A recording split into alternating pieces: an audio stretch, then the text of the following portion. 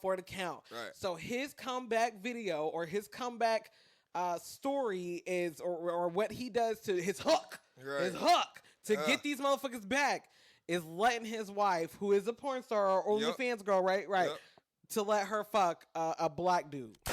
Yo, what the fuck is going on? Episode of Ready to Be Accountable. I am one half of your host, Rocky. I am your second half, C-Note, the short guy without short supply. And we're always joined by the world's greatest producer. Hi, guys. Yo, shout out to Big Rick. Ricky! Yes, sir. Everybody's vibes, lives, text, sex, and all that good shit. I wanna love you. To the drive. No.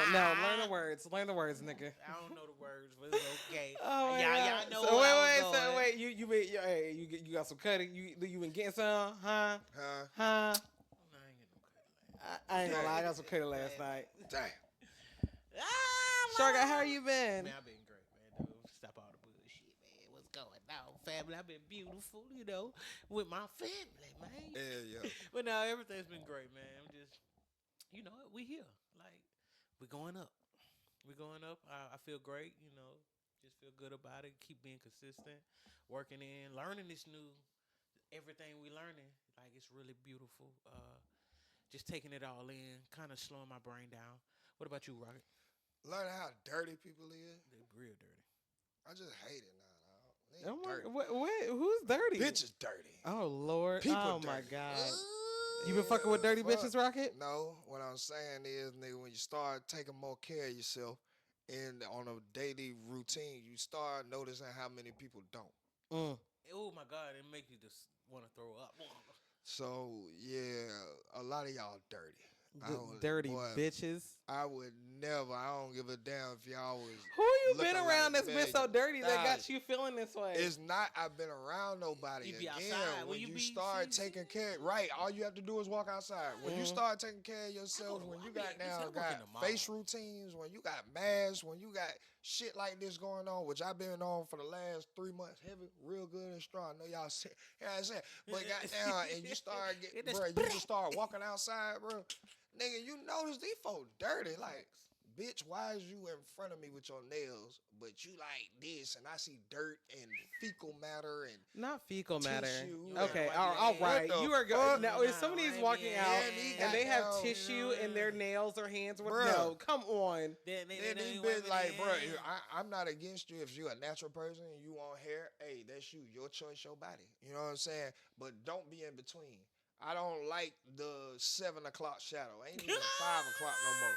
Motherfucker got curls and shit on it. Oh my God! Got the nerve to want to wear a halter top and a goddamn do not body shame people. Get on a goddamn video. I want the game up there. Get him. Get him. Wipe the side of your mouth first, bitch. It definitely got crusty. God damn, bro. Like, that shit take that front off, please. That shit be pissing me off, bro. Take it off. I can see it. I'm gonna need you to get out from whatever side of town that you are on. Okay, no, this is Columbia white side too.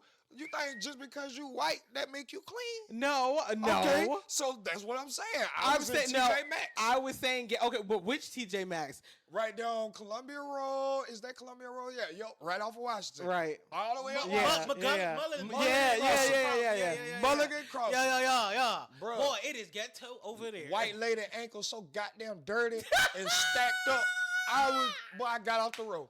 I moved rows. I ain't even want to watch. I ain't even want to know nothing on this road no goddamn more. I can't stand you. Got the nerve to be in public like this, bitch. What is wrong with you? But I understand because this is a learned behavior for me. This is very new. I haven't been this way all my life. Facts. I'm not gonna just sit up here and flex.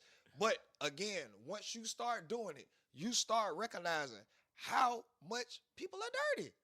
It is ugly out here, man.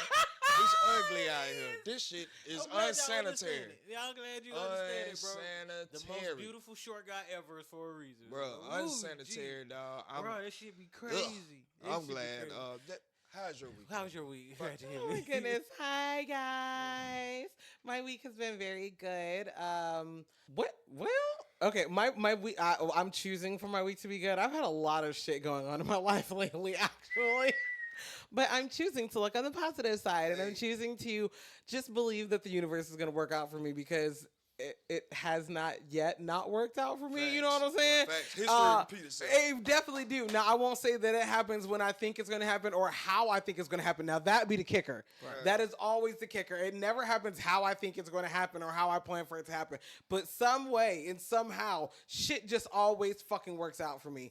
Right. I told you that when I first met you. You know what I'm saying? Like, I don't know. I don't know how. I can't explain it. If I told you I could explain it, I'll be lying to you. Like, but for some reason, something always works out. And I don't say that in like a ego kind of way, because now like hearing it back kind of sounds like gluttonous. I don't know. It just sounds weird. It sounds weird. But I say that in a way that I guess like I have faith enough in myself that I know that I'll make a fucking way. That's what I'm saying. As you know what I'm saying? Like I have enough faith in myself that I'm gonna make a motherfucking way. As you should.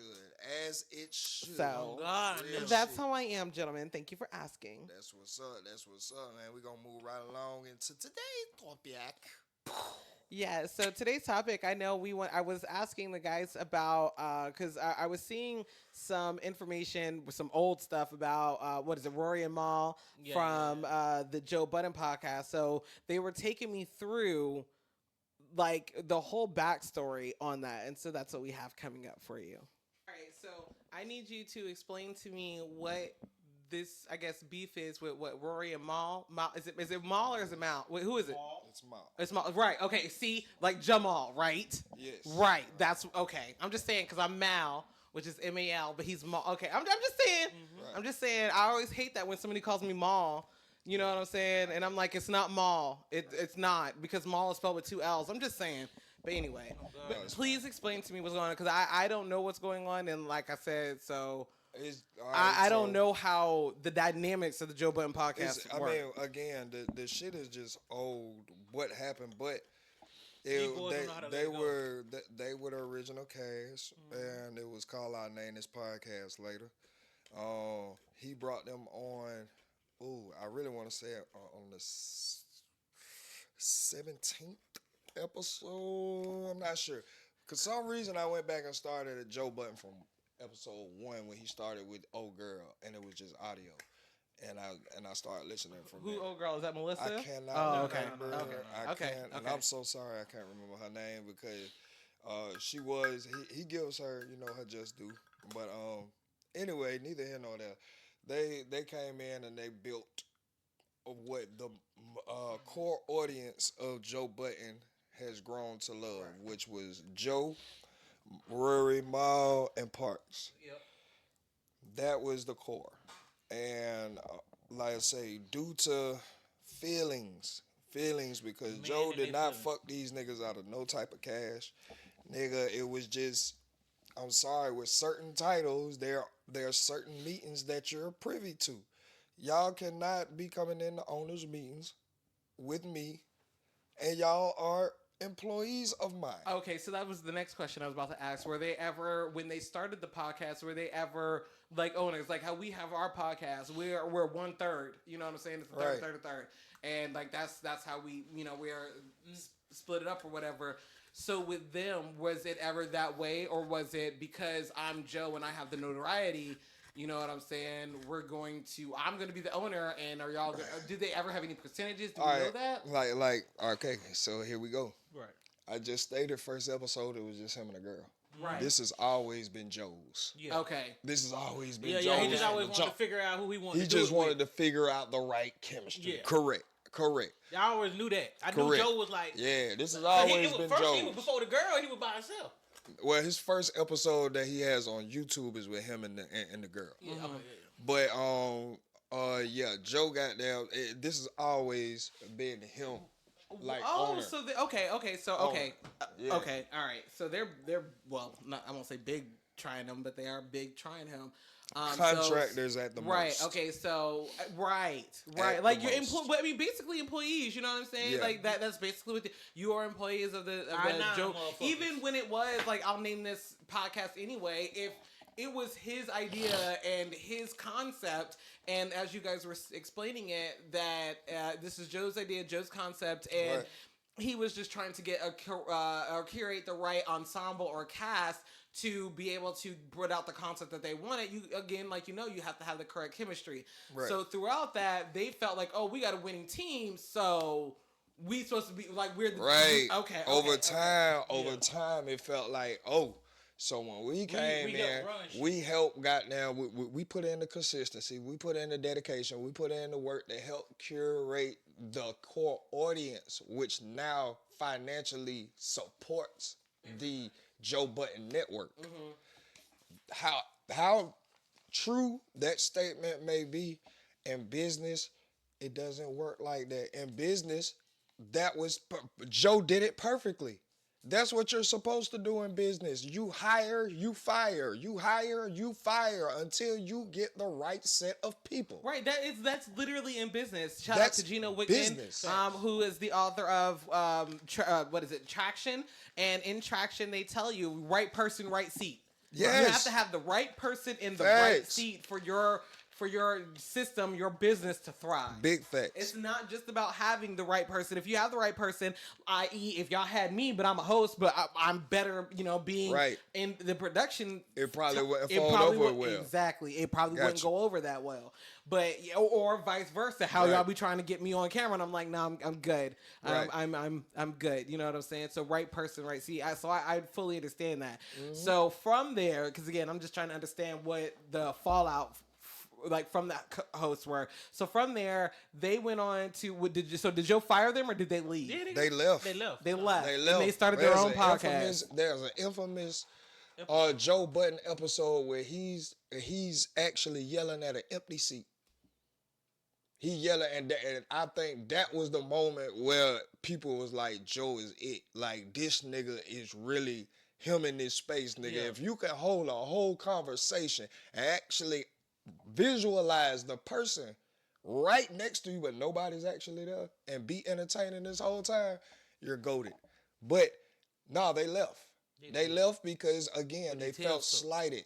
They felt slighted, and a lot of people are going to side with them and understand that because, like I just said, a lot of people feel like, oh, your business wasn't doing this until I got here. But then he just play with you not even being here showing you, bitch, it didn't matter.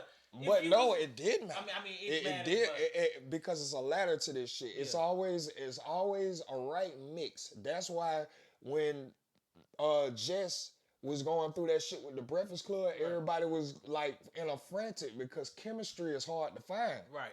Especially chemistry that transitions over to camera and that people love. Mm-hmm. That's hard to find. And then it was the first three pair that really was pushing that bitch forward. So and really, so that group, them right there, is what curated the core fan base of the Joe Budden. Now, what is the Joe Budden Network?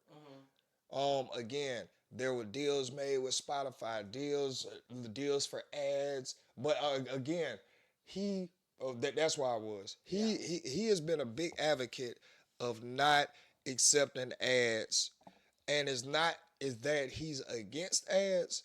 He knows that ads come with the power to almost dictate what the fuck you have created. Yeah. You know what I'm saying? Because if the advertisers don't want to give you money because they're like, hey, you can't say it like this and this and this, or can you like say this a little softer or be more political? They give you a script. They give you a script. Right. Like, even when it come to Gillian Wallow and shout out to Gillian Wallow, we just seen them, but goddamn, even that there was a moment where Gilly and Joe Budden was neck and neck, like they was beefing, and it was more along the lines of like, look, I'm not saying y'all are wrong for taking ads. I'm never saying nobody's wrong for taking ads. I said my model is I don't want ads because before YouTube came into play, podcasting was strictly an audio experience, and he says that if you listen to him enough, he'll always say that when like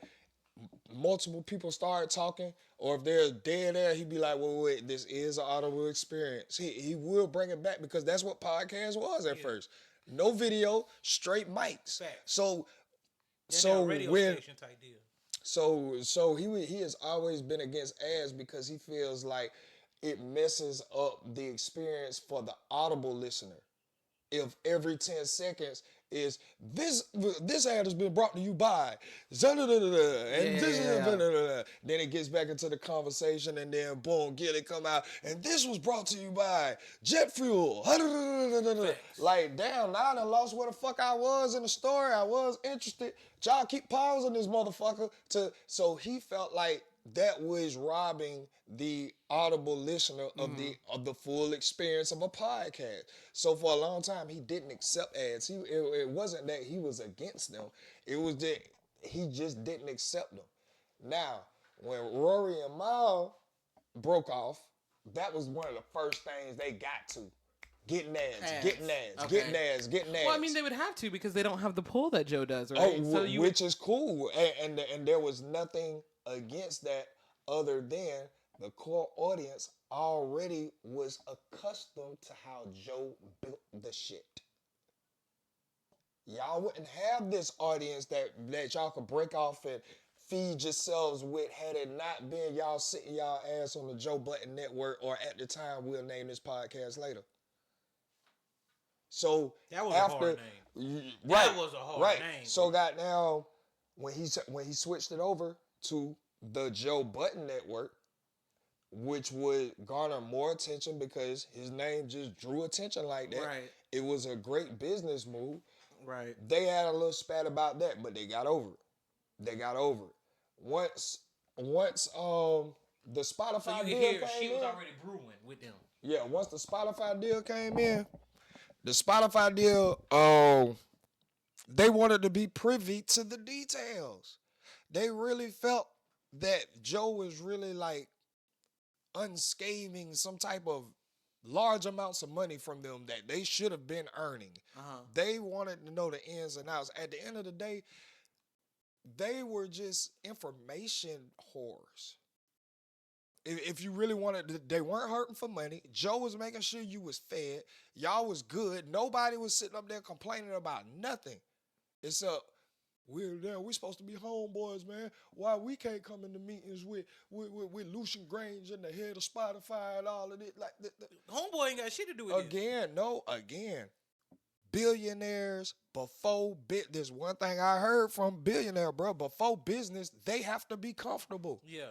These niggas have to be comfortable I'm giving you my money. Bro, one thing billionaires say, the way, and it's like up in the billionaire sphere. Yeah. The way that they got to getting to $1 billion is by turning down deals. Yeah. They don't get to $1 billion by accepting every fucking deal. Right. You have to have something that aligns with you. You have to have boundaries somewhere. Yeah, like, no, this ain't it for me. Like, for real. So, when they broke off and they started doing their own thing, they went ad crazy or whatever. And a lot of people counted Joe out. Joe out.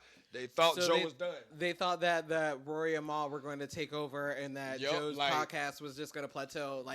So they were basically thinking that Rory and Mal were the entertainment. The next up. Because again, if you're not business understanding, right, you will look at the numbers at first sight and be like, nigga, we can take, because look, we came here on August such and such. Look at the numbers. From here, that bitch up here. So if we take this shit and just go over here, we can just take what this is and put it over here. All right? Not thinking the brains behind that's just goddamn like surface level. Yeah. Right. Behind that, nigga, it's a whole algorithmic game that went into that, bro. You right. That is still only dedicated to the source, which just happened to be, we'll name this podcast later. Yeah. Or now, at this time, he switched it over to the Joe Budden Network. Right. So then, there was I think he took like 2 weeks off. He didn't put any episodes out. He didn't do anything after he did that infamous yelling at the empty seat episode, and that's when he called Ice and Ish, and they have been very open about the conversations. that they call him. They said, bro, when Joe called me, that was somebody I didn't know. I never seen Joe that defeated. And Joe will go up against a whole company. Facts. He'll go up against the world, nigga. I've never heard this nigga that defeated, bro. And Ice was working at the time. He was working, so he goddamn made it work with his job because he was like, bro, I if you can, I'm gonna need you 3 days out the week. You know what I'm saying? Such and such, such and such, such and such. Ice made it work. You know what I'm saying? Yeah. And he was like, bro, when I heard his voice, I didn't even need to hear what the problem was. I just wanted to help my friend. Yeah, because I just wanted to be there for him. Joe is a okay. So gladiator. Ice and Ish. Okay, all right. Break this down because again, I'm not hip. Are Joe's childhood friends. Okay. Yeah. These niggas with sandbox niggas. Yeah, most definitely. So and Ice has been vocal. Like when Joe started his podcast, he told Ice he needed to start one. And he tried to start his own podcast, but at the time he just didn't feel like it was for him. So he didn't, you know what I'm saying, follow through with it. Fact. But Ice was working. And so he made it work with his job. He's always been an entrepreneur. He sell houses. He's all in that field over there. So he was able to step in and help him as well. And they took over. Ish, Ice, Joe, and Parks took over like a couple of months after Rory and Mal left. Okay, so in the hiatus between Rory and Mal leaving and then Ice and Ish coming on, was Joe doing the podcast by himself? No. So what was happening during that time? He was rebuilding. He wasn't doing shit. Oh, so he wasn't putting out nothing. Yeah, he wasn't doing shit. So from the time that he did that infamous screaming at the empty seat, he took a hiatus off and he rebuilt his brand and he brought on Ice and Ish. But from that time, he did not put out any content. Nope. He was okay. All right, I'm caught up. All right. So when Ice and Ish first came on, the audience started giving them shit. They ain't like them. You know what I'm saying? Yeah, because nigga, they used to that would almost be like if I had another short person here and a different female producer and still hollering ready to be accountable. Yeah. And the people have grown accustomed to all of us. If they don't hear they would be like, nigga, what the fuck is this shit? You I'm damn near about to unsubscribe. Like, what where the the fuck? babushka nigga at? You know what I'm saying? So goddamn, it was more on the lines of that. But again, even though you came from that, you know what the source was, nigga. You know where it started from. Joe, you're here for Joe. So even though you looking at him and you criticizing him, everybody loves a good comeback story. I just want to see if you could goddamn do this. This don't look like it's gonna work. It looks like shit. But if you gonna burn, I watch. Yeah, I watch while you burn the rest of it down. So fuck it. But along there. They didn't know that nigga Ice. $1 billion nigga. No, they didn't know Ice had a personality. They didn't know Ish had a personality. They didn't know how close these niggas actually were. They didn't know how entertaining all of these niggas are together. That look, and then when I think that helped them look at it like, well, how close was he really with Rory and Mal? No, they were all close because Ish and Ice all tell the story about when Rory and Mal first came around. They all used to hang together. Okay. All of them. Like, you know, it's just like neighborhoods around here, bro. You grow up with people, you know what I'm saying? It be like that. Yeah. So goddamn, they all grew up together. But people started taking a liking to them. To Ice and Ish. Yes. What? Okay. So goddamn, now Joe sits them down because shit is starting to crank back up in demand. And the money's starting to flow in, and Joe called Ice, and he said, bro, what would I have to pay you to quit your job? And that nigga say, bro, all you have to do is promise me that you will never have me in a position where I can't support my family.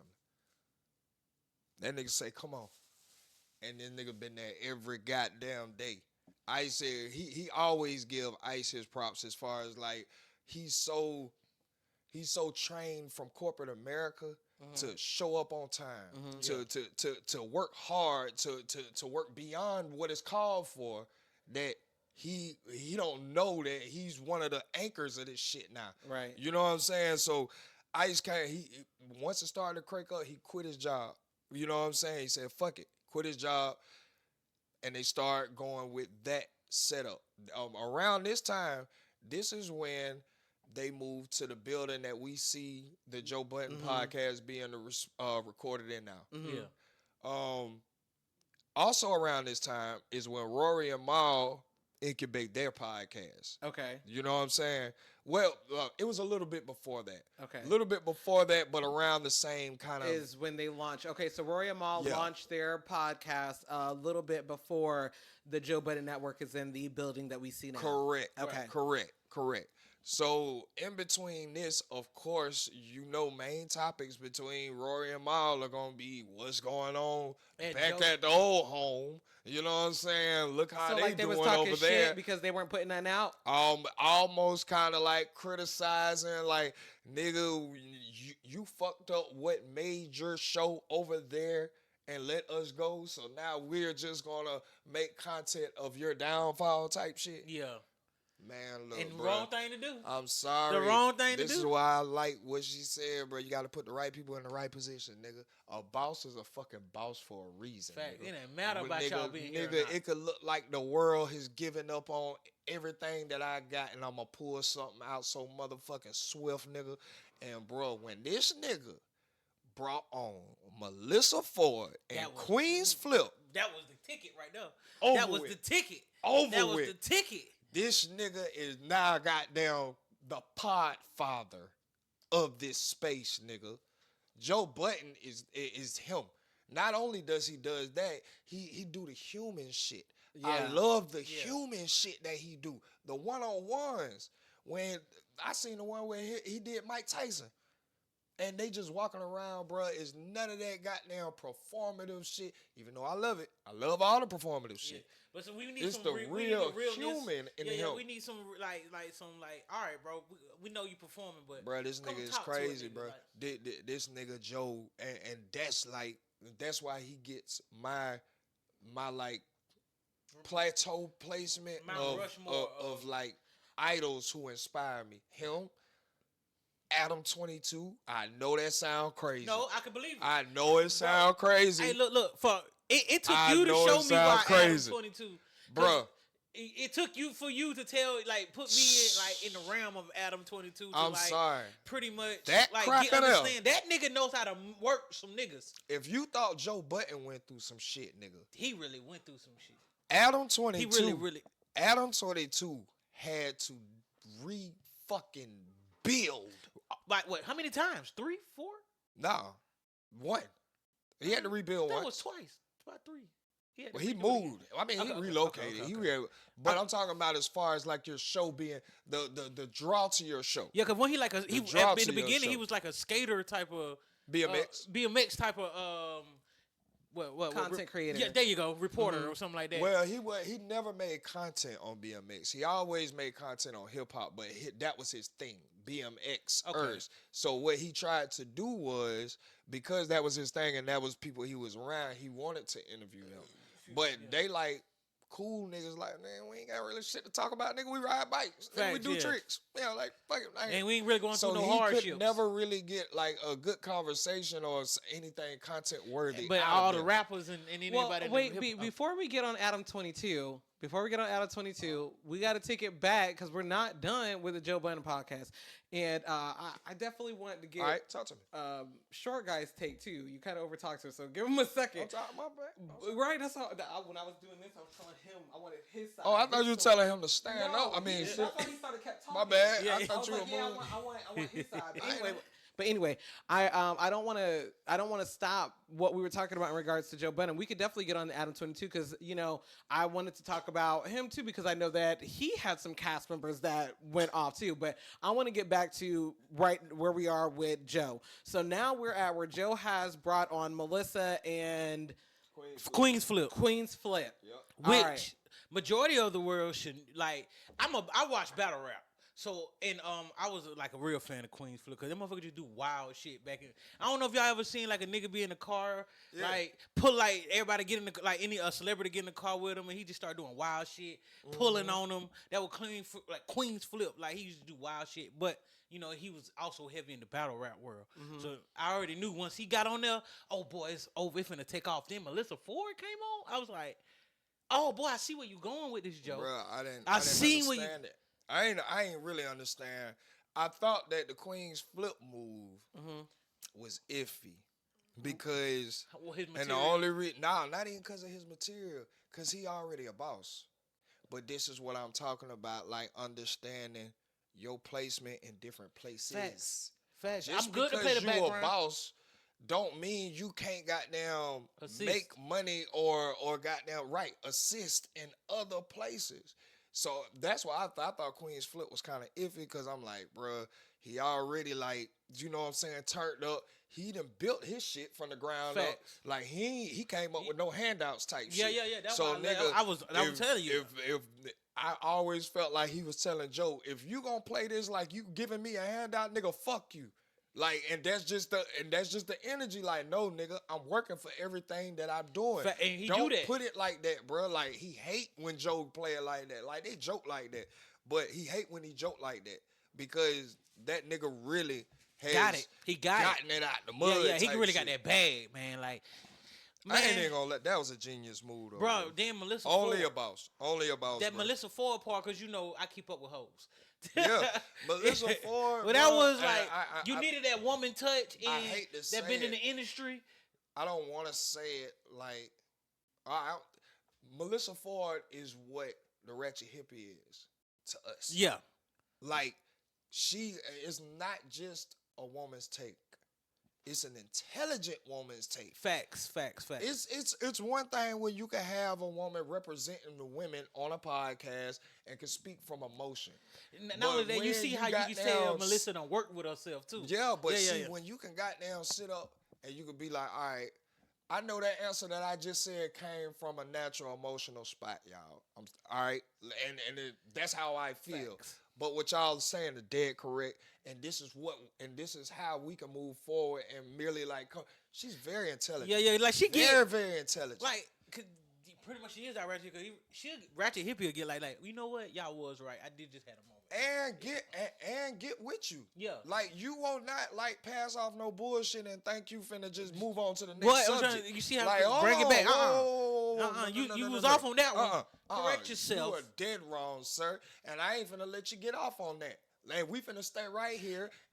But she's became a beast. And you know what? But you know what I love about the whole thing is all those men don't even like, they sit to listen, to understand. All right, this is where she coming from too. So it's like they had to work on that. They definitely they had to work on it, bro. I know they was on the ass in the beginning. Bro, I know they was on the there ass was in a the beginning. whole Reddit segment called, and matter of fact, it's a term they use frequently throughout their podcasting called dogpiling. Now, it was created in the Reddit from everybody always jumping on Mel because, I mean, damn, I'm thinking I'm talking about you, talking about me.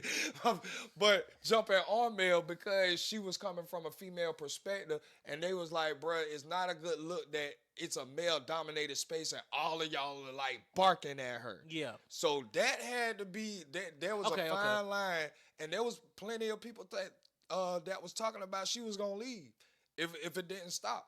Because at one point, it was like, bruh, y'all even trying to let the woman perspective be heard. You know what I'm saying? Because there's so many alpha men in that room that just want to speak and make sure that their point.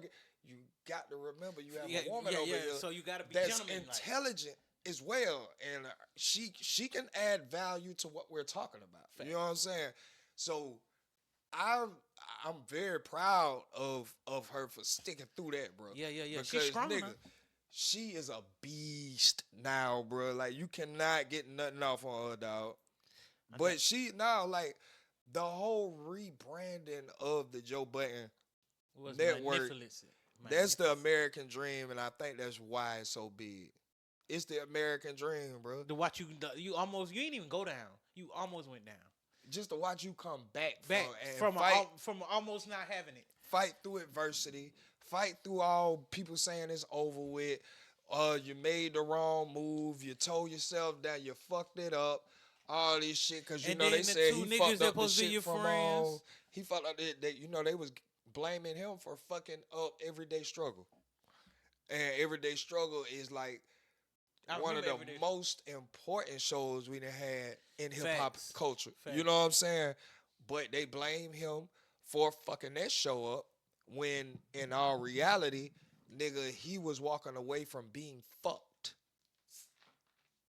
And he told, and I understand this shit so much, bro. Because everything that he was trying to get more money for the host, more budget for security, more everything. They were denying him.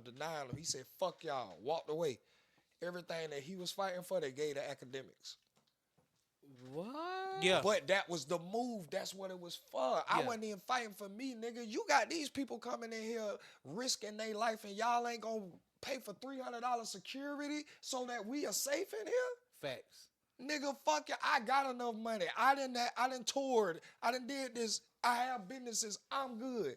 These folks need to be taken care of. And he was fighting for them. Yeah. He was fighting for them. That's why academics, it don't matter if he disagree with Joe. He'll kill you about Joe right now. Hell yeah. He will kill you Because about behind, that man right see, now. that be the thing. A lot behind closed door motherfuckers. See, I didn't know that. Yeah, I had no idea. Joe is his lifeline. Boy, Joe is his lifeline. Joe done why he said, bruh, it fucked him up when he was walking through the office one day, and he seen that they had generated over $400 million off of just everyday struggle, and their budget for the year was $90,000. What the fuck? Their budget for the year was $90,000, and barely a security guard. And y'all over here Wait, that's budget for like everything, for production, for the show, For the whole show, the entire for the show. show. Now there was a network. They were up under a network, Okay. but BT. No.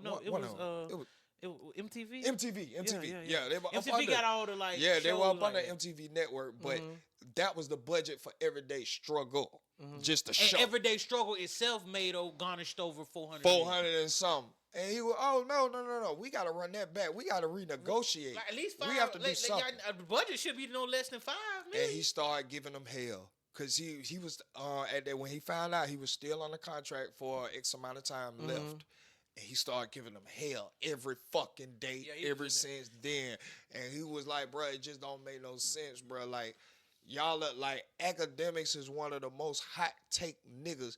Nigga, he is being coined the creator of the war in Chirac. Yeah. Right. Now Yeah. that's how I was introduced to academics. That's You know what I'm saying? That's how I was introduced to academics. But So you got a controversial figure in here that makes hot takes that y'all want to profit off of, obviously, because he garners this attention. Yeah, because even But the y'all don't wanna guests they pay to have in protect be them. wanting to jump on act. So it'd be like, Y'all don't bruh. want to pay for protection. I'm having to sit up here and talk to y'all about protection. And rightfully so, because I know y'all don't understand our culture. Right. So that's why I'm here speaking to y'all. But even with me explaining and letting y'all know what's going on, you're still refusing to do it. And y'all have more than enough capital to do it. well over. That's all I needed to know. And I'm about to go start my business. after Everyday Struggle, he came out with the State of the Culture State of the culture, yep. with Remy Ma. What my boy name oh is? yeah, I remember that. Jax, whatever his name is. It was like 4, 2 girls, 2 boys, 2 men. Yeah. And But- this one when Remy had just got out of prison. Yep. And that's what I'm saying. Like, so that whole like Joe is just Nobody like the talks American about story. that fucking show. That was Tell a me. good show. That was a good fucking show. I kind of tuned in to Yeah. it with Joe. Or Once I seen Joe started out, I was like, come on, Joe. Come on, Joe. it's a lot of shows that he done started. Yeah. That's then went on about their way, but and they did like a little chart in Reddit a couple of weeks ago. Every damn show that spawned off of the Joe Budden Network universe Yeah. was in the top 20 podcast. And he actually, there's a space on Twitter called Joe Budden Spaces. And the cast actually goes in there because they built that space up to be like 40,000 members strong or some shit like that. Oh, So see, look at every that. now and then, Isa go in there. Joe say he go in there a couple of times, just chop it up with him. Flip go in there. So they actually go into that space. But they were saying in there that they was asking Joe how he felt about everybody that came from up on his universe being on the top 20. And he was like, bro, I feel I kind of feel like I understand what's wrong with our people because nigga, that was the whole plan. That was the whole plan for us to create a Paramount, for us to create a Warner Brothers. Universal. If all of y'all would still be up under this network, do you know the type of pull that we would have? Do you know the type of like anything? Do you know the type of power that we could goddamn garner right now? Like we talking about, we going back and forth about like different levels of shit, nigga. We could be talking directly to Apple. Facts. We could be talking directly to Spotify. Like nigga, I shouldn't have to go through all of this when I created all of this, and this was the whole plan, so that we could become a bigger conglomerate. Right. So that now we got the opportunities for ourselves that we always sit up here and talk about are not offered or not given to us. All of this shit. Now, goddamn, because everybody got in their feelings. Everybody want to be the richest. Everybody want to be in front. Now I just got to see my creations on a top 20 list. Facts. I felt that nigga on that shit. I'm like, boy, niggas will, boy. Niggas will do it. Niggas will do it. But hey, again, that ain't stopping him from still that's that crabs in a barrel mentality? That's the mentality. Yeah. Man. Yep. But again, the crabs in the barrel mentality only works if you believe crabs belong in a barrel. It doesn't work on people who know that crabs don't even supposed to be there. Yeah. That like the beach and the water. That's all they supposed to be. What do you think crabs are going to do in a barrel, nigga? If they see one nigga trying to get out, nigga, we ain't supposed to be here. I'm trying to get out too. Hey, and I think that whole statement is kind of off because it's like crabs in the, because it's like they making a ladder for everybody to climb out. Exactly, but that's kind of the sentiment. It's like you will not step up off of my back and leave me. Right. So before you step up off of my back and leave me, I will pull you back down. So they really the analogy they use is backwards. Yeah, cause nigga, once I heard that, like, you know, crabs ain't even supposed to be there. It kind of makes sense. Like, okay, well, nigga, crab in the barrel mentality is the right mentality then if we gonna look at it like that. Because nigga, what are crabs supposed to do in the barrel other than try to get out, other than climb out? And they gonna most what of the fuck they're doing correctly? And the ones that, like, you know, from shows and stuff, the crabs I see in the barrel, they always all get out. They all make it out. Oh my goodness. They all get out. I don't know what you're talking about. All right. So as of right now, the Joe Budden podcast consists of Melissa, Ice, Ish, Parks, and Queen's Flip, and then of course Joe. And Corey, Poe. Well, all right, everybody I'm naming is behind the scenes, but I know all of them. Yeah. Saquon, all them niggas. All right, so and how long have they been an official little group? Well, I won't say little group, but how long have they been an official team and building the building that they're in now? Over a year in that building, because they do have episodes. It's crazy that like old episodes be coming across my YouTube feed now, but they have episodes in the new building with just Joe, Ice, Ish, and Parks. Yeah. You know what I'm saying? Without Melissa, without Queen's Flip. So yeah, it's been right about a year. Right over, yeah, good, yeah. Wow, the difference a year can make. Facts. The difference a year can make. And it's crazy that you say that, because when I told AJ from the Homeroom podcast, you know what I'm saying, we just got our year mark. You know, when we was telling him we just celebrated our year anniversary. Right. He was like, bro, don't think about that as like nothing small. That's a lot of people don't even make it to a year. But we get to see, we done seen that for the ones that try to start on the new. Like, we done seen that in real life. He was like, nigga, you know, we cover, like, of course they cover pilot. They doing the Adam and Wax show, but they say they not impressed with the Adam and Wax show until they get to episode 52. They want to see you make a year. A year is like the mark of, okay, we here. You look like you're taking this serious now. You just look like you're taking this serious. And I think 5 years say you here. Make that statement. Right. We here. We ain't going nowhere. Yeah, I believe around the 5, I'm like, okay, now I can take you serious. Yeah. Now let's see what you have. But again, we talking about 5 years. Right. How many people who really believe in you like that for 5 years? How many people gonna believe in find themselves like that? They're gonna 8 find months you. of it. They're gonna find you 7 years later and swear to God you did this overnight. Nigga, and then they're gonna wonder how the fuck did they do this overnight? Like where the fuck did they what come is overnight? Bruh. Like I be speaking on that. I truly dislike those. They got done overnight. I'm like, bro, if you can go back, it's if you would just do a little bit of research, man. Not even a little bit. If you go on the page, you can go back. Right. Like you ain't even Y'all's go like first you gonna episode see. is in the car. We was And in the it's car. Because they said They said they was in the car. That's how they Bro, said that's they why we- started that's that why- shit. Really? Yes. Really? That's why I was like they kind of like up under- us. They are really like us in Yeah. this aspect, right? Because up under the mental entertainment page, that's the page that they're up under. Well, that's their like network name, and they have multiple shows. And so one of the shows were with the two that you were talking to, and AJ also has a show with one of the other ones, but the homeroom one was the one that took off. Right. And it was kind of like that. I was like, bro, that's kind of like how we. Boy, I was Cause I part was of telling this them one, that. this I was one, like, this you one. know, we had like 5. Yeah, but Ready to Be Accountable was the one that took off. Took off. It You just know what kept I'm saying? going. So yeah, that like I see the whole. It's a grind and it's a ladder in this shit, and it's just like you can't skip. There's no way you can skip. Not in this podcast world, because it started like unfortunately. When you're creative, you could be very blessed creatively and very neglected intellectually. Woo! I mean, well, But yeah. That's some inspiration for you, but boy. when you in this space, Wake up, man. you have to goddamn be blessed intellectually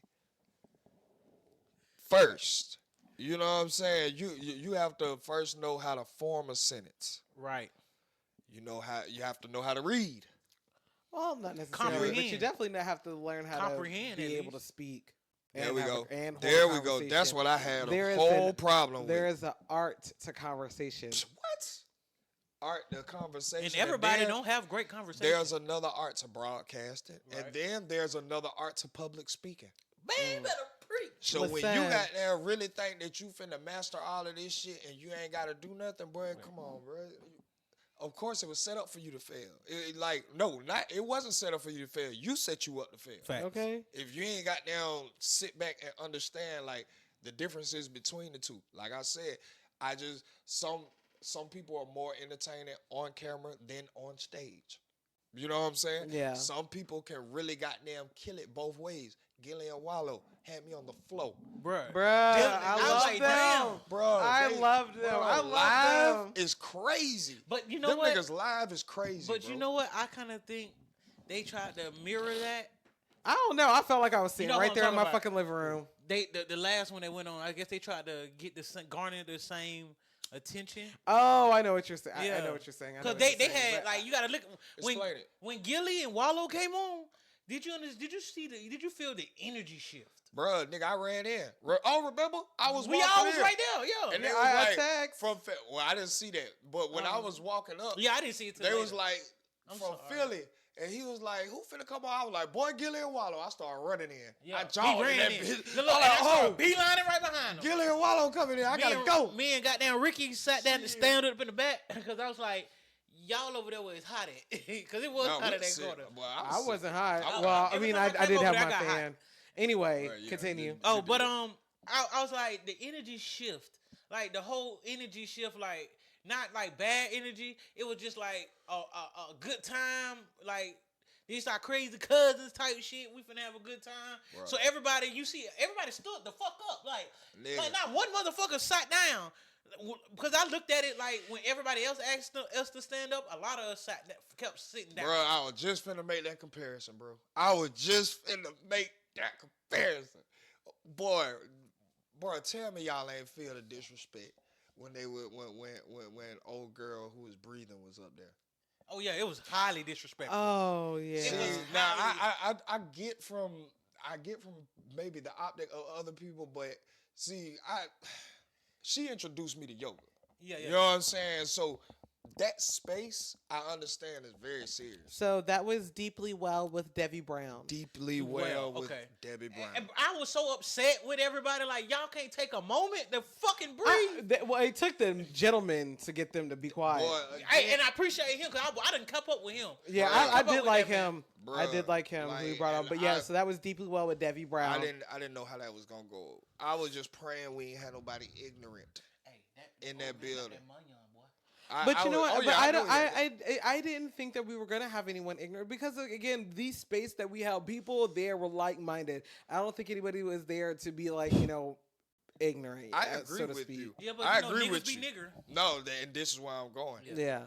Because this space has gotten so popular, there has been so many episodes that I am disappointed that black people call themselves podcasters, call themselves interviewers, call themselves whatever, and get to fighting or get to showing up to other people's shit. And because they didn't got down book the same person, now you want to take their equipment. Oh, like, yeah. nigga, this shit is, nigga, I will kill one of y'all on camera. I ain't even finna play.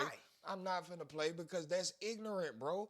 That's ignorant. That's what we don't need in this space. Facts. This space calls for a little brain work. Y'all country ass niggas, no. Stay selling your dime sacks out of the 10-10 bags. Damn.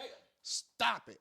Don't come here. Damn. Because I promise you, bro, somebody like me who has goddamn changed from that, but understand that y'all brain don't compute and y'all think that is reality and a viable way of living will kill you. ASAP. I'm talking about lay your ass down, nigga. Straight up. Find out how good you was as a person at your wake. It won't be that day.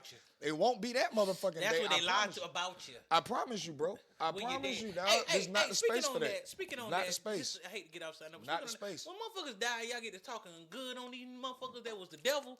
Y'all got to stop that bullshit too, man. Like that ain't never gonna happen because unfortunately, a lot of people and then more. Y'all spoke ill on him while he was alive. We like lying to ourselves. Yeah, don't lie. A lot feel better than goddamn than anything else, bro. A lot feel bad, especially in a heightened time. Nigga, I'm already hurt, nigga. You better not say that nigga was out here slapping women.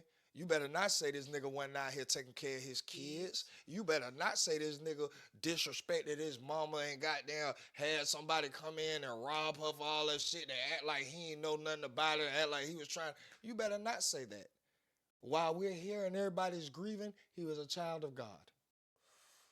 He did the best that he could. And we need to remember the best parts of him. Fuck y'all. Yeah. Fuck y'all, nigga. But back on Joe in the Joe sphere. I love a good comeback story. Yeah, I love he has the ultimate comeback story. I love it, bro. Because then what he garnished after coming back? Nigga, he's done so much, nigga. They had the Spotify deal. Yeah, over 100 mil? I don't want to. Oh, you want to talk about? Okay, I don't want to. Well, right, especially when I don't know the accuracy, because I don't want to disrespect or go right. I don't want to do none of that. But what I do know is the deals that he's been getting. The Spotify deal, it worked out perfect. There was not a hitch in the deal. They love him. Joe loves them. Now he's in business with Prize Picks. Yeah, I see. Very good business going on, bruh. Man, again, when I talk to them niggas from the Homeroom Podcast, bruh, they told me Joe literally is walking and living a person who is happy. Like it's like you cannot get this man mad. You can't get this man out of his zen. You can't get this nigga out of it. He just spreads happiness. He got smiling, and you know, good energy. Joe is the epitome of what we're supposed to be, how we supposed to move, and like the world is the world. Are we gonna let it dictate our whole life? No, I feel you on that. Feel me? At a certain point, you already understand this is what you get when you're coming in this world. And definitely they're not supposed to take my happiness or joy away. I need to figure out how to make it work in here. Right. Exactly. Understanding your environment and moving the most peaceful way about it. But again, speaking like the comeback stories, bro, I know Adam 22 get a bad rap. But again, if I'm looking at my Mount Rushmore of people who motivate me and who I'm like what my motto for this shit, I'm going for network. I'm not trying to just get a big YouTube channel. Yeah, no. Just nigga, that's Minuscule. mandatory, the minimum. That's minuscule Minimal. shit. Really, when you think Nigga, about it. I'm looking at Adam 22, nigga, because nigga, I always feel like you cannot be considered the greatest at anything without going through any controversy. Facts. Nigga, I don't know how a lot of y'all podcasters would do if your whole crew left. Listen. If your whole fucking crew left. So what happened with that? Bruh, all right, so Adam You know 22 the story better than me. again, this is why I just have to salute him. He had a interviewee on, which was, he used to be a former KKK member, but he has reformed himself. Right. He denounced the KKK. Oh yeah, like that's how niggas feel. But again, I'm just putting it out there. The guy reformed himself, Let a nigga. and now he's just going around speaking positively, speaking on his transformation, things like that. All right, Adam had him on, but they felt some kind of way because they didn't have any black person there to represent or to give any pushback for the content. They almost just let him. They didn't even like hold him accountable for the acts that he had performed in the past with the KKK. You know what I'm saying? Just kind of let him get off there. Oh, you're reformed now. Okay, well, what do you do now? Like, no, we needed somebody there. Like, we need you to really talk more about that shit, man. Like, what led you to this? Yeah. You know what I'm saying? What like, nigga got in your ass that good? What no deal. Like, but still, so that interview right there, it caused a lot of riffraff in between Adam and the host. That was kink number one. Kink number two was Lush. Okay, Adam and what host? And ADT Rail, Duno, and Smack. So Adam 22 has a co-host of Black Men. He All decided black. to do a show with to interview a former member of the KKK and decided to do this show alone. Yeah. Without any other member of his staff there. No. Okay. I just wanted to I'm Yep. just trying to lay it in layman's terms for people like me who don't watch this shit. No, that's real. It's real. And so yes, he did that. Now, along with that, I will give Adam his credit. He did initially try to revisit some of the KKK topics or whatever, but again, they were very quickly brushed off. And not even saying that it was intentional, but if you're not from the culture, you're not gonna have a feeling of needing to get that point across. Right. You feel me? So that happened. Then Lush One. Lush One was a new addition to the podcast. Lush One was a former crackhead. Oh my God. All right. He's been clean, but hey, it is what it is. But before that, he was a very big person in underground rap in the LA scene. Yeah. Like he was the person at one time you needed to talk to get to the people you wanted to get to type shit. Anyway, he adds them on to the podcast. They're all in a group chat. Adam, as he has the right to, was assessing his shows from the analytical side. The shit that we are talking about that a lot of people are not even gonna see. He was assessing them from that side and noticed that the Tuesday show, which AD was on, was losing viewers, was losing traction. So by him having an investigative mind, he went into the comments. He went into the comments to see what maybe was being repeated, and he noticed that they were tired of AD coming in looking lazy. They were tired of him coming in with the same jokes, and they just felt like How you say the same jokes? If you watch them long enough, you kind of know what I'm saying. Like, bro, I heard that shit already. Yeah, type shit, but. They were more on that lines, like criticizing AD. All right, so of course Adam's not finna fire AD. AD helped them again. Like it was Joe Budden-esque Right. on their way up as well. Mm-hmm. So of course he wasn't going to fire, but I think business mind, he wanted to make adjustments. He just wanted to shift some shit around. So he was planning on taking AD off of the Tuesday show and maybe placing him somewhere else along the week, whatever. But he had not fully came up with the whole idea yet.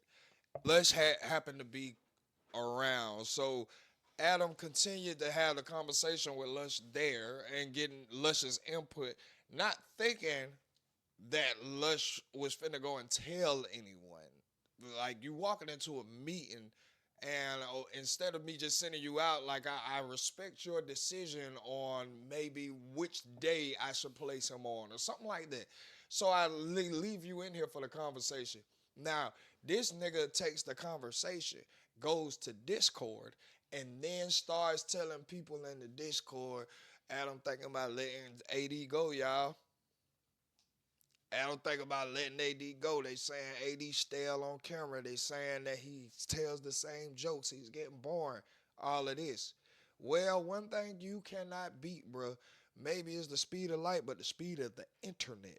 Let something get out, bro, and you won't have a chance to go talk to who you need to talk to. The information will get to them in whichever way it get to them in. And unfortunately, the AD had built up his community.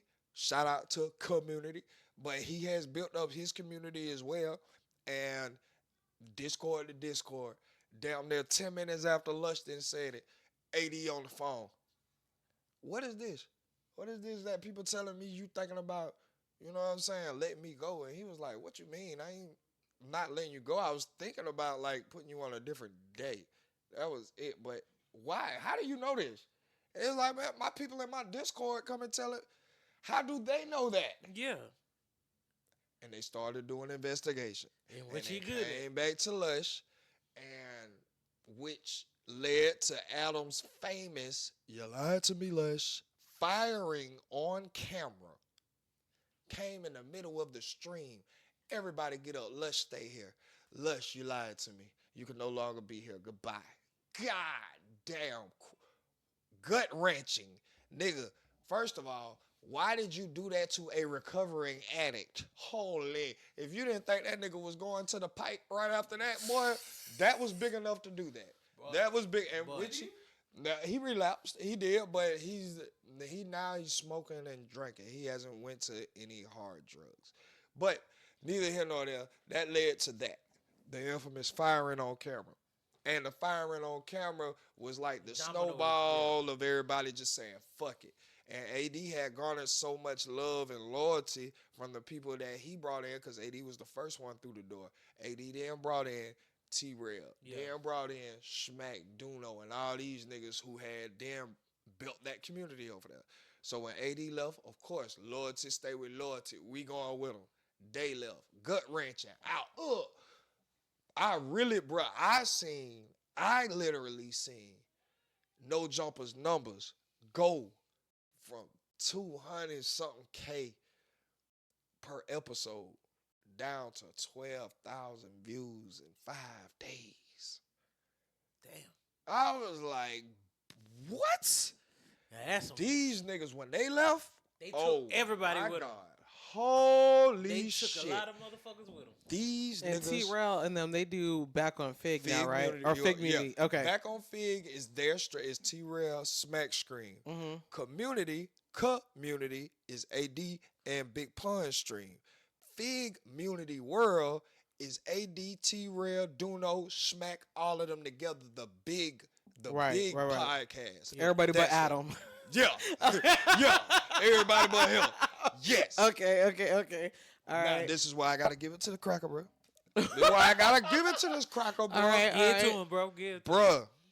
When you, bruh, like anybody else in the world, I'm sorry, bruh. Anybody else in the world, you done worked your way up to being one of the top podcasts on your coast, and goddamn, you were doing 250,000 views like they were nothing.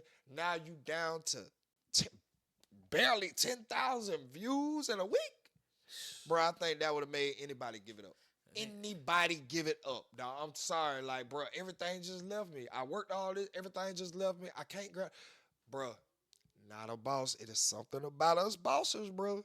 When it look like the world is against us, dog, we pull something out the ass, dog. That nigga came back with a vengeance. Bro, some may say it was goddamn, hey, he did it for clout, he did it whatever. But the first move was letting his newlywed wife get fucked by one of the biggest black dicks that's walking on the planet right now.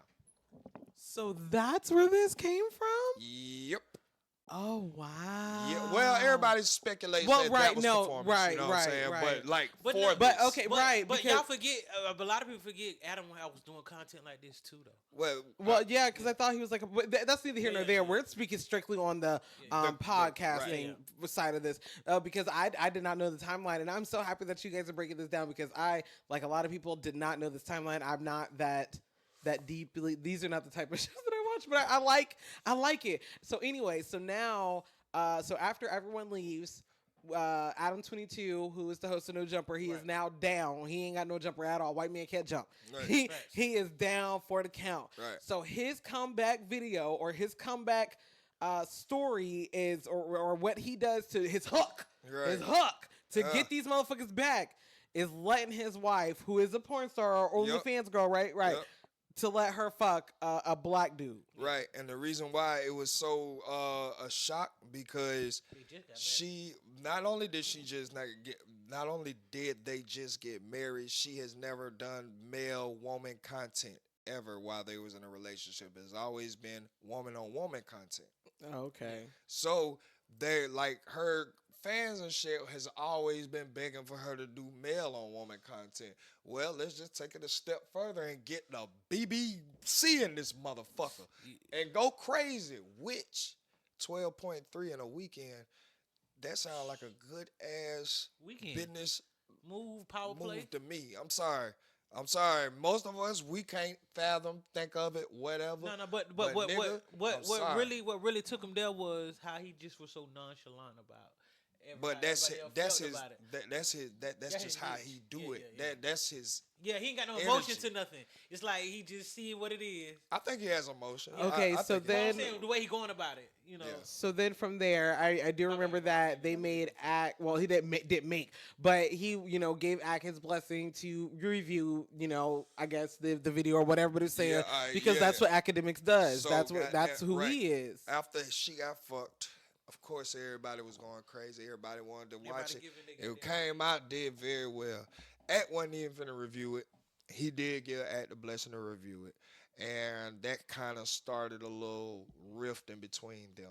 But neither here nor there. That was just one of the first things to come back. Second thing I believe he did was recruit the mini cast of what he already had. What he had was Crips on his show. Facts. What he has now is Crips on his show. Brit Baby. Almighty Suspect. Flacco ain't going nowhere, y'all. I'm sorry to tell y'all that Flacco is the academics next heir, and that white man understands what the fuck he got. If y'all think Flacco is going anywhere, Flacco is not going anywhere. Wait, what do you mean? Okay, so Flacco is what? You lost me there. I'm sorry. Flacco is a mini. They call him Mickey. They call him mini academics. Okay. Because he acts like academics, he speaks like academics, he has a stuttering problem like academics, and he's bigger like academics, and he does hip hop content. A little bit, but darker. Okay. So are you saying that Flacco's not going to leave Ak, or Flacco's not going to leave No Jumper? I don't know. I'm saying Flacco you lost me. is not going to leave No Jumper. Why not? Flacco is signed to No Jumper. Because Adam was the one who found him. Okay. He was in North Dakota just doing videos. Oh, okay. So you're saying Adam or Flacco is to Adam what Joe is to academics. Pretty much. Okay. Pretty much. But the only difference is that Flacco is under contract with Adam. Yeah. Okay. And I don't believe Flacco got it in him to leave Adam, even though academics is his idol, even though he has been on Academics' show, and Academics has offered this nigga a contract. This nigga will not leave Adam, and I salute Flacco for that shit. I salute him because before any of y'all knew who I was, bro, it was this white man who saw my content and said, I see something in you. Would you be able to move out here?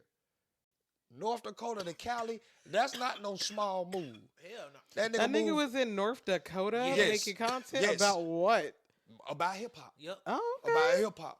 Okay. And goddamn Adam found him, liked what he did, made him an offer. Who the fuck wouldn't leave North Dakota? Bruh, look, now he out there, but again, he's not gonna leave him. But again, that was genius by Adam. Mm-hmm. Finding these different gang-related people, because you already know what your audience is there for, because you just had them with T-Rail and them, so they're kind of gang-affiliated. You still need that. Go get some hot ass. When it got brick, baby, you kept sharp, which was very good. Still kept the pimping in there. Yeah. You know what I'm saying? You brought in Plug Talk, which is their porn interview channel. That's where they interview the porn stars and then fuck them right after. Oh. But yeah. On Patreon. So it's on OnlyFans. OnlyFans Live. But they started that. Wait, who is they? Who? Him and his wife. Yeah. Oh, okay. and his I'm wife. about to say who the Yeah. who Him is and his wife. fucking? My bad. Okay. I Okay. told you I'd wife. be in that world. Look, you and got to his break it wife. down. You got to break it down. You Nah, saying this too much was the days. You need to last- put names on shit. I don't know. Okay, Okay, righteous. so I'm this was sorry. the last nail in the coffin that I believe cemented his comeback and made it where like this nigga's not going nowhere. Mhm. There is a guy by the name of Whack 100 in the West Coast who happens to manage the game. Ray J, Damn, everybody in the West Coast. 6ix9ine, a plethora of people. Yeah. Blueface, All right? right? Blueface, And who you is got to think currently about locked up. Cash Money Yeah. West. He run Cash Money Yeah, West. all of that. Linked in with Birdman. Yeah, you feel me? All of that. Bruh, he somehow got Whack to come over there and do a weekly show called The Adam and Wax Show. And that right, not only because of Wack's cachet, but Whack is actually AD's uncle. Oh. And Whack just did their show. Just did the Fig Community show. Whack can do whatever he want to on the West Coast, nigga. Yeah. He has and on the Fig Community show, they even pressed him about it. Like, bruh, why you felt like when we left, you ain't stepped behind. Soon as we left and that cracker was going down, here come Captain Saverhole. Your ass right back over there ain't got them motherfuckers lit. He was like, hey, nigga, you know, nephew, business is business. And, nigga, if anybody got any problem outside of them cameras, I will kill somebody about you. You know that. A lot of people don't understand it or like it, but you know that. Facts. Real shit. Facts. The Like, nigga manages 6ix9ine when it was not popular to even be yeah, around like, him. He saw the opportunity of having him. He was the first episode after 6ix9ine snitched. Mm-hmm. Academic set up Whack 100, 6ix9ine, right across from the They're table. young. After that nigga started managing them. That's how the Kodak shit came about. Oh my god. That was a favor on Wack's behalf. That's how, bro. Whack got power. Whack really. Whack been in this him. motherfucker for a long time. Whack was Making some shit around with Death Row. That was the last nail in the coffin for Adam to solidify his comeback, bro. Okay. And bravo. Fucking vote. Bravo, bro. We counted you out. I was one who counted you out too, because when Fig Community World started, nigga, that shit was crazy. Your views was looking crazy, Adam. You know your views were looking crazy. Nigga. Bro, what you have came back from, this nigga is. and what you have now, and where you at, bro, hats off to you. Bro, you That's really on the wanna business side, bro. You I really wanna love know. that shit. I love it. I love it because, nigga, that is how relentless you have to be in here if you really want to make a name in this motherfucker. Fuck what you talking about. The whole world can count me out. I'm going to make some shape. I don't care if y'all see it at first. I'm going to make it work. And when it work, I look like the genius in the end. But in the process, I know I'm going to look crazy. I know y'all going to call me names. I know I'm going to be content for y'all. Yeah. I know I'm going to get, but guess what? After this storm is over with, buddy.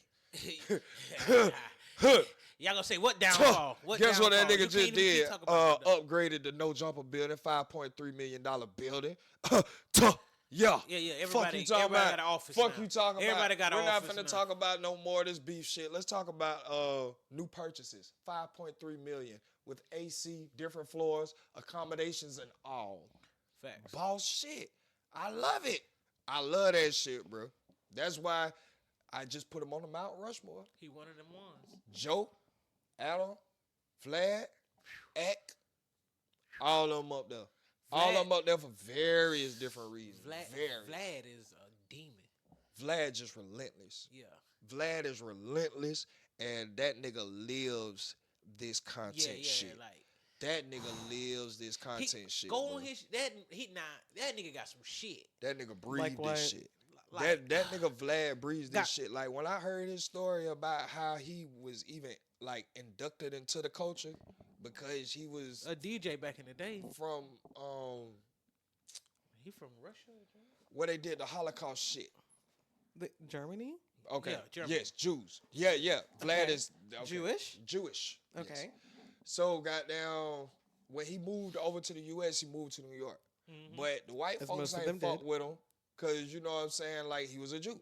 Mm-hmm. So the black folks started fucking with him Oh, because so he called Vlad his is own. old. Yeah, Vlad. Yeah. He used to be a DJ in hip hop. I'm not knowing. Yeah, Vlad is pretty old. Hey, This is not my forte. Let me tell you Right. how long Vlad been in this game. Vlad I don't been- know if Tell nobody me. remember when Ross was like punch Vlad in the mouth. He only got 3. Like this how old this nigga been in this game. Like him and Rick Ross got into it back in the day. Yeah. He sued the fuck out of Rick Ross. Him and Wack had a beef for like 10 years. 10 They years, just like lost that it's shit. niggas that don't like Vlad because Vlad just I don't give a fuck. He And there do are it- he people do who his are like job. me who see Vlad or hear Vlad and only think Boosie or whatever because they're always correlated. Like Which is Boosie very is forever on Vlad TV. See what I'm saying? Yeah. The genius of bosses. Like that was a strategic plan.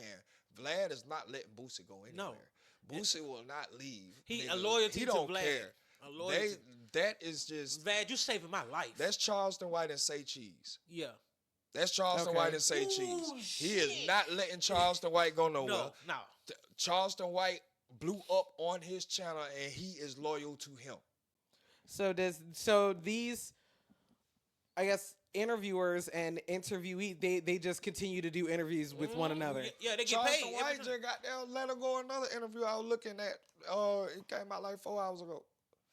And it was on the Say Cheese Network or channel Yep. or whatever. Yeah, and then he So just let so the Say interview go. Cheese is always interviewing Charleston White about different antics that Charleston White done got into. Not the even same that. way Not that even Not okay. even that. What is He's- it? It's almost like a reoccurring guest for a podcast, and this is crazy. We just keep Because, talking about nigga, what's going on. Right. We bring you back and get your ideas on what you think about the shit running into the bridge. 'Cause What your- you think 'cause about your- the 'cause solar your eclipse. perspective on What this you shit- think about RN Bag. What you think about that's what And they do. we get your reaction. That's out what of it. they're doing. That's what Vlad do to Boosie. Yup. Right. That's what Say Cheese is doing to Charleston White. Right. But it's a hand-to-hand thing. Right, Yeah. right, You know what I'm right. saying? Yeah, It's a yeah, Like, I yeah. know why I'm thing. coming here. Right, You scratch my right. back, I scratch yours. So literally, they're low key getting. Ooh, that's so fucking. This is why I say bosses are bosses. They are low key getting a podcast without the whole production setup of all this shit. Right. Oh my God! Why did I just say the God damn, bro? That's crazy. Yes, that is what they're doing. Yes, that's what they're doing, bro. And it's perfect. It's perfect. He has that same relationship with Tony Yayo, Vlad. Yeah. Vlad has that same relationship Constantly. with Lunel. He has that same relationship with what? You know, did y'all know Bishop Magic Wand was interviewer on Vlad too? Yeah, at one point in time. Yeah, Yeah, yeah. Okay. Like so, Vlad, like he made his and But and Vlad really, Vlad give you stories. Vlad is like him and Joe Budden at the top. Him and Joe Budden like this. Like, well, there's Joe Rogan, Yeah. and then there's everybody else. we Okay, talking so about. yeah, so why wasn't Joe Rogan on your Mount Rushmore? Nigga, Joe Rogan That's like is Joe Rogan is the blueprint for the Mount Rushmore for me Okay. to have. Yeah. Joe Rogan. It's like God. You know, and then you got I ain't even gonna say I'm not God, trying to say he bro. God, though, but but- I think Joe Rogan is the epitome of what happens when you actually put in the work of everybody else I'm talking about, and you got luck on your side. Yeah, because you know I love Joe Rogan because I love the fact that he can have so Plethora. many different topics that he talks about, the people that he brings so on. Well, that's because that's the thing. Ask. That's what I was to say. After, and then on top of that, and then you just grow within your network. It's amazing how he can go from talking to like an Egyptologist to talking to an astrophysicist to talking to a fucking Crip. Or you know what I'm saying? To talking to Cat Williams, right? You know what I'm saying? What you think they on there for? You hear them talk about some shit, be like, what? And like, and then these conversations be hours long, 4-hour fucking podcast. And then they need to make the world stop for 4 hours and watch him.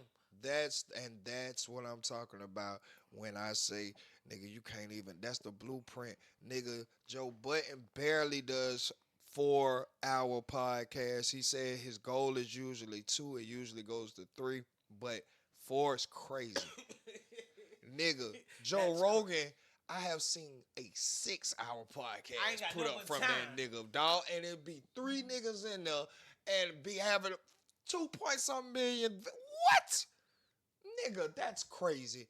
That's crazy. He's nigga, a great interviewer, though. Nigga. He is an amazing interviewer. He asks amazing questions. Yes. He does now. He might not know. You might not know, or he might not be obviously the smartest guy in the room, right? Or the authoritarian on whatever topic you're talking about. But either he does enough research to ask the question, because like he's interested enough to know, like, hey, I want to know this. I want to know what I'm saying. So he asks the questions, and he's a great interviewer. Right. I will say that he's a great conversationalist. I love how he can have so many different types of conversation, and that's what I do now. When it comes to what a podcast is, I would like to be something like Joe Rogan or a Joe Budden network, because it's them being able. You're going to see them. You know what I'm saying? You're going because you want to hear what they have to say about said topic. Like, I don't want to just have to talk about an topic. Right. That I cannot just be pigeonholed to just an fucking topic. You know what I mean? But I want to be able to garner a community to where they are so with us. You know what I'm saying? That they come to us, they hear whatever our opinion is on whatever the topic may be, because we talk about a lot of wild stuff. You know what I'm saying? And it's the conversations that we have are they're amazing, and I would love to like emulate that. So when it comes to what kind of space or where I would like to take this, I do think of a Joe Budden or I think of a Joe Rogan over I guess like a No Jumper or a Fig Munity. Even though I know that like No Jumper or like Academics, because like Academics, he's strictly like hip hop. You know what I'm saying? Like, I would like to. That's not true. Okay. I'm sorry. I forgot that you were so up his asshole. I ain't doing that. I'm just saying that. I'm just saying it's not true, because he just did a 2-hour interview in the White House. Something that no other streamer has done, which is pretty big in the streaming community right now. It's a big accolade. That's all I'm saying. Oh, okay. Not just strictly hip hop. Boy, if Ack was there, I know what would have happened. Nigga, Ack was the first one to interview Candace when she got down, wanted to get back into space. Let her back in.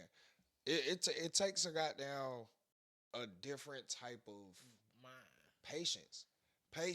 And the only part, I ain't gonna lie, bro, because some people I ain't finna sit down with not right now in the space I'm in. I'm not finna sit down with your dumb ass. I don't have time, I'm not interested. But nigga, one person that been giving me some good advice, nigga, boy, Bobby. Bobby is what I would say is our Vlad. And our city, nigga. Yeah, this nigga has damn near mastered the craft of this shit, dog. Like, he told me a lot of times, bro, I don't be liking what they say, or I don't agree with what they say. But I have to mask my feelings and because it's not personal, deliver another statement in a way that they have to answer what I want. And it's a learned art, because I can't tell you just to say this, because then you'll start sounding robotic. It ain't gonna sound like you. You have to find your way. You have to find your rebuttal time. You might not be a quick rebuttaler. You might be a rebuttaler that let the answer sit for a second and come back very smooth, but then very witty, and it picks up like, I don't know, but you will figure that out. You know what I'm saying? Get you on that, pimp. I fuck with that. It be certain people That Yeah, you know what I'm saying? Like one of them go-tos. Bobby, he's solid. He's solid. Yeah. That's that. You know. But I get what she's saying when you like from the top. If you're just gonna look at the optics, because perfect example, create a new YouTube channel. Create a new YouTube channel and look at your feed. That's the optic. That's how I found Shane Dawson. Never knew about this cracker. He the nigga. Make a new YouTube channel. I promise you, you won't be able to stroll more than 3 times before seeing one Joe Rogan recommended video. And I say new because you haven't liked anything. It hasn't created your algorithm. It's just going to push.